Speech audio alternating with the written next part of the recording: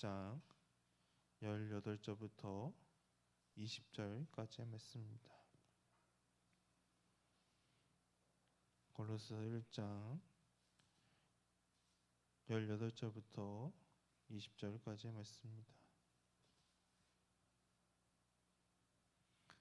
다 같이 봉독하도록 하겠습니다. 그는 몸인 교회의 머리시라. 그가 근본이시요 죽은 자들 가운데서 먼저 나신 이시니 이는 친히 만물의 으뜸이 되려 하심이요 아버지께서는 모든 충만으로 예수 안에 거하게 하시고 그의 십자가의 피로 화평을 이루사 만물 곧 땅에 있는 것들이나 하늘에 있는 것들로 말미암아 자기와 화목하게 되기를 기뻐하심이라. 아멘. 바울은 지난 시간에 예수님에 대해 골로새 교인들을 향해 이렇게 소개했었습니다. 우리가 골로새서 1장 15절 말씀을 다시 보도록 하겠습니다. 15절 말씀을 다 같이 읽겠습니다. 그는 보이지 아니하는 하나님 형상이요 그는 피조물보다 먼저 나신 이시니. 아멘. 예수님은 보이지 아니하는 하나님의 형상을 가지고 계십니다. 그리고 예수님은 모든 피조물보다 먼저 나신 분이라고 소개하고 있습니다. 이렇게 예수님께서는 모든 피조물보다 먼저 있으셨고 모든 피조물보다 뛰어나신 분이십니다. 그래서 바울은 예수님에 대해 또한 다음과 같이 소개하고 있습니다. 본문의 18절의 말씀 우리가 보도록 하겠습니다. 다 같이 읽겠습니다. 그는 몸인 교회의 머리시라.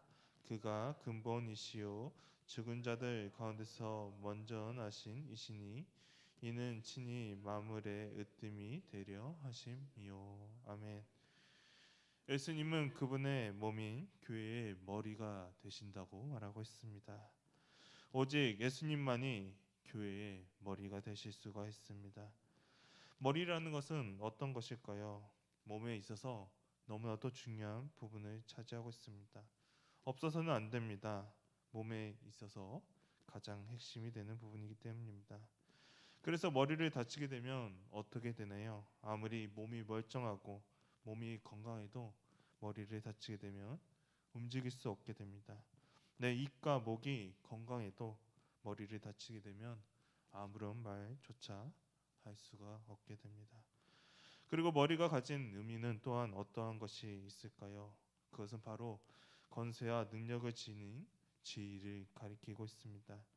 그래서 우리들도 대장이나 가장 높은 사람이 누구인지 물어볼 때 그 조직의 머리가 누구입니까? 라고 우리들은 묻곤 합니다. 그리고 에베소서의 말씀에서는 오늘의 말씀을 보충해주는 말씀 우리가 또한 찾아볼 수가 있습니다. 에베소서 1장 22절과 23절의 말씀을 보도록 하겠습니다. 다 같이 읽겠습니다. 또 만물을 그의 발 아래 복종하게 하시고 그를 만물 위에 교회의 머리로 삼으셨느니라. 교회는 그의 몸이니 만물 안에서 만물을 충만하게 하시는 이의 충만함이니라. 아멘. 여기서도 동일하게 말하고 있습니다. 예수님은 교회의 머리십니다. 그리고 교회는 예수님의 몸임을 여기서도 마찬가지로 말하고 있습니다. 이처럼 예수님께서는 교회의 머리가 되시며 어떠한 피조물보다 뛰어난 분이십니다. 그렇기에 교회도 마찬가지로 하나님의 구속의 역사에 있어서 계획에 있어서 중요한 역할을 차지하고 있음 우리는 또한 여기서 보아야 할 것입니다. 그리고 오늘의 본문은 예수님에 대해 또한 이렇게 말하고 있습니다. 교회의 머리 대신 예수님은 이러한 분이십니다. 우리가 본문의 18절 말씀 다시 보도록 하겠습니다. 다 같이 읽겠습니다. 그는 몸인 교회의 머리시라.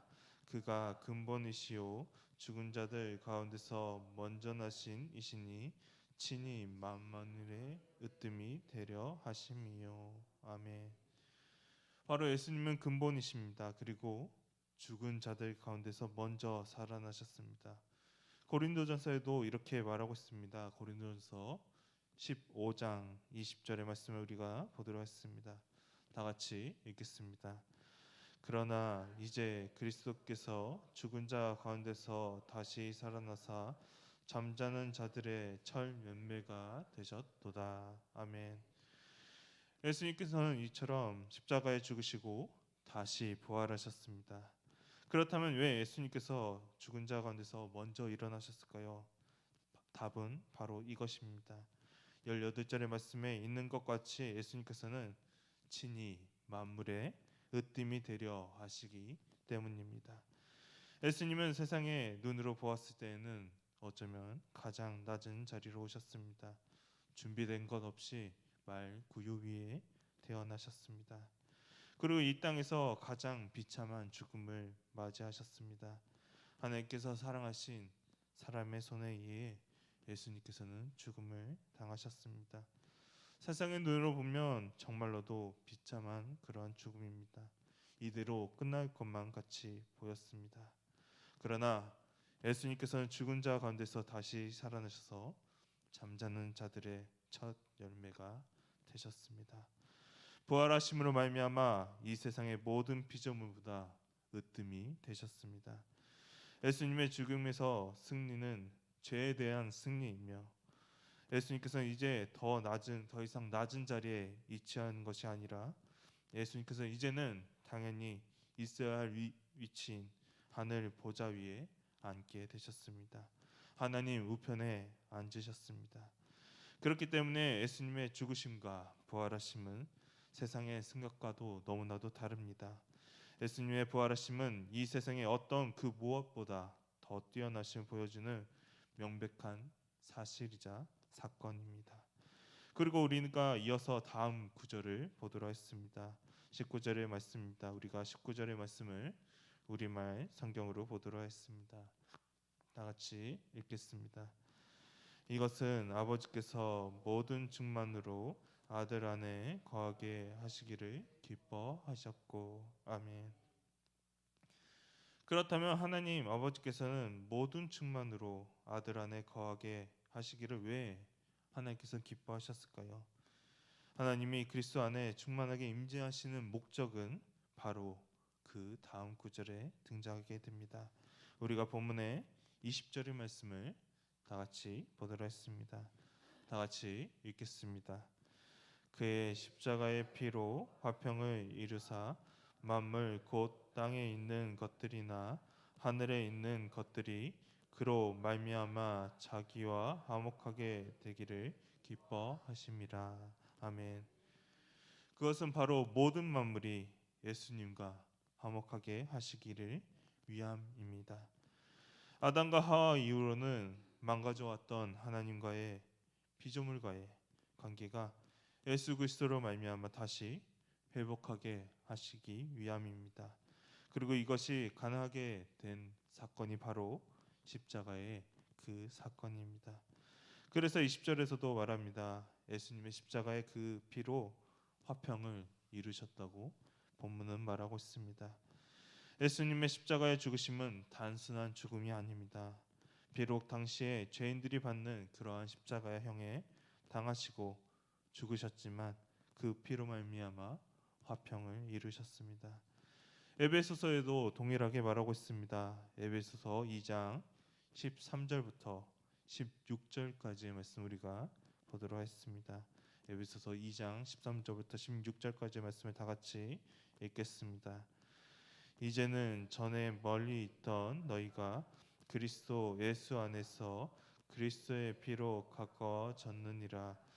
그는 우리의 화평이신지라 둘로 하나를 만드사 원수된 것 곧 중간에 막힌 담을 자기 육체로 허시고 법조문으로 된 계명의 율법을 배하셨으니 이는 이 둘로 자기 안에서 한 새 사람을 지어 화평하게 하시고 또 십자가로 이 둘을 한 몸으로 하나님과 화목하게 하려 하심이라. 원수된 것을 십자가로 소멸하시고. 아멘. 죄로 인해 멀리 있을 수밖에 없었던 우리들을 예수님의 그리스도의 피로 말미암아 우리는 가까워지게 되었습니다. 화평하게 만드셨습니다. 담을 하셨습니다. 그리고 원수된 것을 십자가로 소멸시키셨습니다. 예수님의 십자가의 피로 평화를 이루셨음 우리가 이렇게 봅니다. 그리고 그 범위는 땅에 있는 것들이나 하늘에 있는 모든 것들이 여기에 포함됩니다. 예수님의 피는 이스라엘 그 지역만을 한정하는 것이 아니라 온 우주 만물을 화평에 가져오신 그러한 사건입니다. 그렇다고 해서 하나님과 인간과의 사이의 화목은 자동적으로 이루어지는 것이 아닙니다. 이 땅을 구원하려 오신 예수 그리스도를 믿는 그 믿음으로 말미암아 이루어집니다. 그래서 바울도 골로새 교인들을 향해 믿음을 굳건하게 하라고 말하고 있습니다. 골로새서 1장 23절의 말씀을 우리가 보도록 했습니다. 다 같이 읽겠습니다. 만일 너희가 믿음에 거하고 더 위에 굳게 서서 너희 들은 바 복음의 소망에서 흔들리지 아니하면 그리하리라. 이 복음은 천하 만민에게 전파된 바요 나 바울은 이 복음의 일꾼이 되었노라. 아멘. 그렇게 우리들도 믿음 안에서 거하고 복음의 소망에서 흔들려서는 안 됩니다. 오직 예수 그리스도만을 바라보아야 합니다. 예수님께서는 교회의 머리로 오셨습니다. 그리고 모든 만물의 으뜸이 되십니다. 그리고 그뿐만이 아닙니다. 예수님의 십자가의 그 피는 화평을 이루시고 선악과 사건 그 이후로 끊어져 있던 하나님과 우리들의 관계를 회복시키는 하나님의 계획임을 우리가 이렇게 보게 됩니다. 그렇기 때문에 우리가 오직 바라볼 한 분은 예수 그리스도밖에 없습니다. 십자가의 그 보혈의 피를 믿으며 우리는 나아가야 합니다. 교회의 머리이신 예수님을 바라보며 나아가야 합니다. 그러할 때 무너져 갔던 교회는 다시 일어서게 될 것이며 우리들도 예수님을 말미암아 하나님과 화목하게 될 것입니다.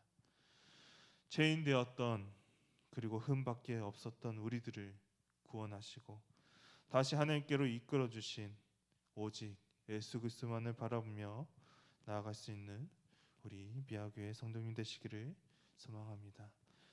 다 같이 기도하도록 하겠습니다.